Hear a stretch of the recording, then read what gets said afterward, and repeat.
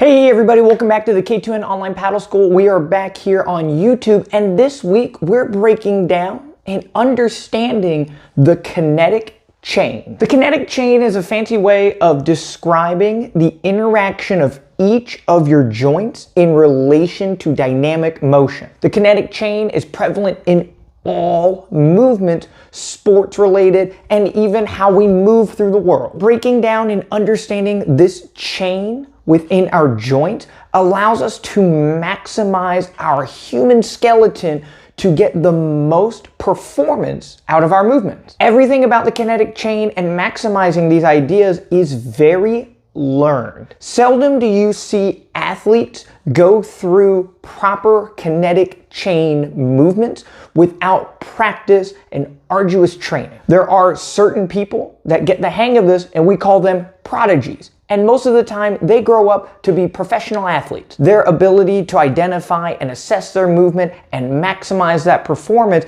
inherently is a very rare skill. For the rest of us mere mortals in the paddling world, it's up to us to train these ideas, and the first step is understanding them. On the K2NOnlinePaddleSchool.com, we talk about the kinetic chain in all details, breaking down every single joint and how they relate to each other.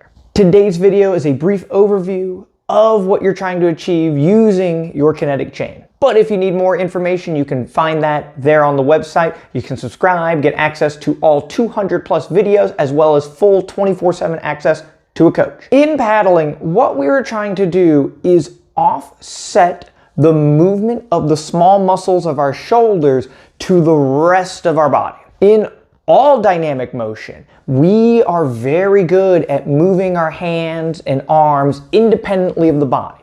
What this means is that your hand will travel through space from the success of your wrist, elbow, and the shoulder. Maximizing your kinetic chain allows this hand to travel through space from the success of your knee moving, your hip moving, and your torso turning, and then the motion of the smaller joints. So we can see how much my hand moves through space from all of my other joints firing. I can break shape, as we've talked about in previous videos, and this shuts down the kinetic chain. Instead of having ankle, knee, hip, thoracic spine, and shoulder activating, now we're just collapsing at the joints here. So getting this hand to move dynamically while maximizing kinetic chain would be using all these joints for one motion. In other examples and videos that we have here on YouTube and on the online website, I like to show analogies with other dynamic motions. Throwing a punch is a great fluid motion that can be broken down into the upper arm, or it can be broken down into the success of the entire body utilizing the kinetic chain. I love punching because it is paddling in reverse. We start with the hand near us and we end with the hand away from us. In paddling, we start with this arm extended, and ultimately as we complete the motion, the hand is going to travel towards us. With the kinetic chain and understanding the power pendulum of the stroke, we can identify that your hand is going to travel through space extended in front of you and ultimately towards you. How it travels here is up to you and utilizing your movement. The simplest way, as we talked about, is using the wrist, elbow, and the shoulder joint to pull straight back. This is the weakest possible way to go through this motion because we are using the smallest possible joints. Incorporating rotation allows me to keep all of these joints extended and move the hand back a large portion. The ability of doing that is the knees moving, the hips moving, and then the shoulders moving, allowing this hand to go from here to here before these joints start breaking. Utilizing the kinetic chain is utilizing every joint that you have at your disposal. So ultimately, you are still going to bend at the elbow and move at the wrist.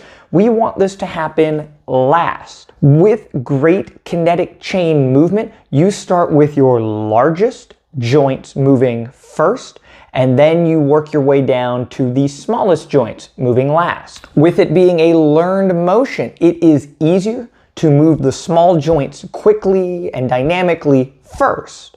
And it is hard to remain patient and allow this knee, this hip, the thoracic, and all of these other joints here to turn This motion feels slower and it feels more arduous because we're waiting for all these large muscles to fire. Speed is using your small joints first, but in paddling, we're not looking for speed in your joints completing the motion quickly. We're looking to spend time in the water and allow that power transfer to occur as organically as we can. Using your larger muscles first allows you to make that connection with the water more meaningful at the front, and then use the small joints to simply remove the blade.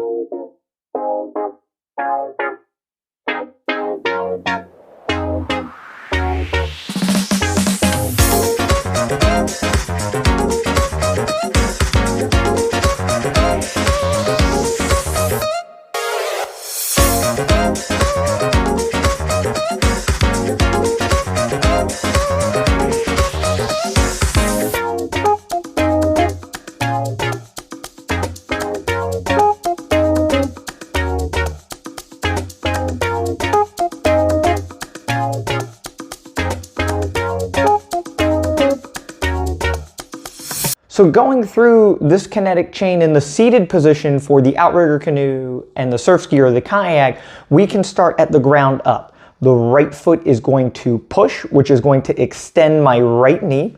As my right knee is extended, this hip has turned. The hip and the shoulder are connected. So as this hip moves back and forth, you can see the shoulder up here begins moving.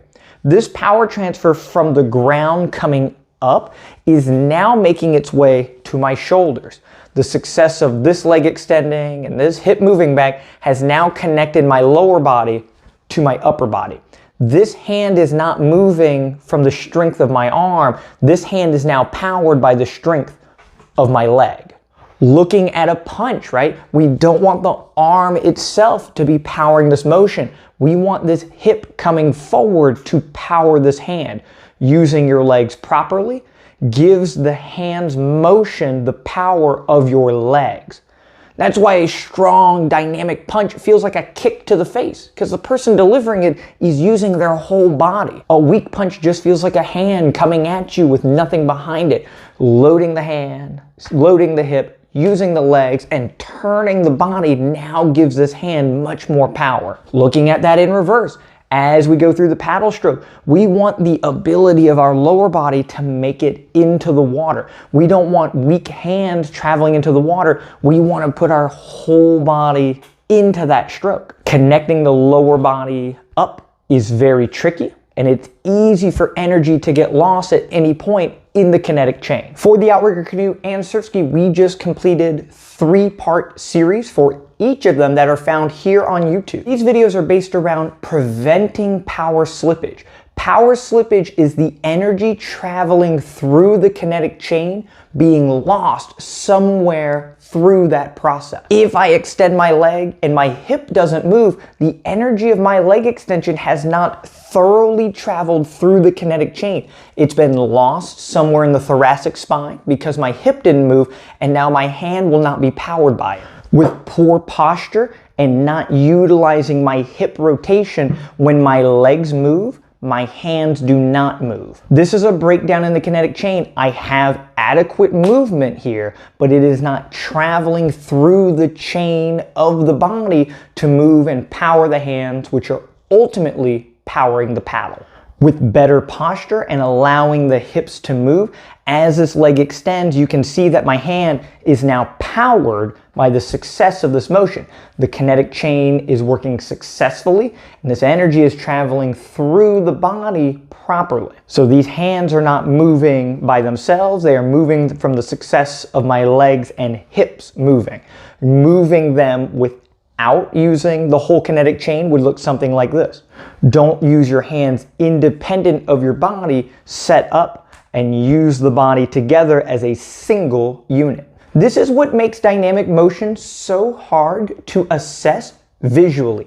As you watch a paddler, we get locked on very much to where their hands start and finish. This is one part of the process. If I'm starting a kayak stroke here and I finish here, my hands have traveled through the proper space. how they go through that space can be defined as using the whole body and using our hips to rotate and mastering the kinetic chain, or I can lock my body in place and move my arms independently. Watching two paddlers side by side, it may appear that the two of them are paddling very similarly, but this is a small difference in using your entire body and every muscle at your disposal versus only using a small portion of your body. This is what makes self-assessment so tricky, is that not understanding these ideas can hinder what you think is correct. Paddlers will watch themselves with a high level of confidence and like, this is God's gift to paddling here and I'm doing everything right and I look exactly like so-and-so. When I put my two videos side by side, we look identical. There's nothing more for me to learn. That's why the K2NOnlinePaddleSchool.com has video reviews where you can send us videos of yourself and I can try and use the assessments that we have here available to help you see exactly what I'm seeing. Having this as a resource gives you the ability to identify poor movement and then actively work with drills to make them better over a period of time. Self-assessment will only get you so far. Having an outside eye that can see through the fog of movement and see through how complicated it can be helps give you that insight. So that's it. So that's a brief overview of understanding the kinetic chain, allowing every joint to work in synergy with each other to create motion and fluid dynamic movement. The success of your kinetic chain dictates the success of any athletic motion that you try to pursue. Paddling is super complicated. You have to fire every muscle and every joint of your body every second or more in the kayak stroke. If you're at 80 or 90 strokes per minute, that starts to add up very fast. Thank you guys so much for joining us here on the YouTube channel. Don't forget to subscribe if you have not. I think 25% of watchers are subscribed, 75% are not. That means we could triple this channel's subscriber base if everybody subscribed today. If you have any questions about the online school or if you have video suggestions for the YouTube channel here, please comment, email, or use the live chat function on the website to get in contact with me anytime. I love interacting with the paddling community at large, so if you have any questions or anything that you would like to see from me, please reach out anytime. If you're interested in having me come to your area and teach your club or your group, I am open to that idea. Please email me anytime. Thank you guys so much, and I'll see you all next week when we talk about our next paddling tip.